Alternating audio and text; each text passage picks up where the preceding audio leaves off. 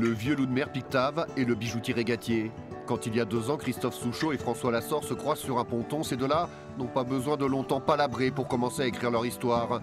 La voile, la course, le grand large, et tiens, si on faisait une transatlantique, et pas n'importe quelle transat.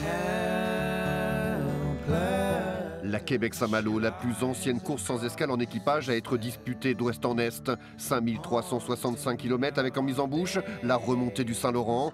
Autant dire que ces deux-là ont hâte d'y être. C'est les vieux loups qui font la différence là dans le Saint-Laurent.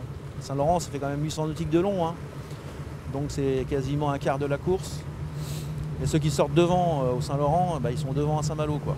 J'ai 50 ans cette année, j'ai toujours eu rêvé de faire une transatlantique et de la faire en course. Moi j'ai toujours fait de la voile en course la plupart du temps.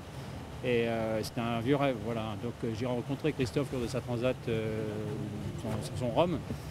Et donc on a tout de suite sympathisé, on a parlé bateau et on avait envie de faire quelque chose ensemble, voilà.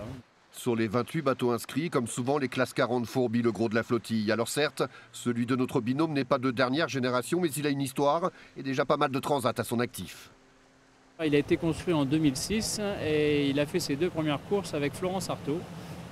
Il a fait la course la Matondo-Gongo, donc Marseille-Le Cap, et puis la Transat Jacques Vabre avec Florence Artaud et Luc Poupon en 2007.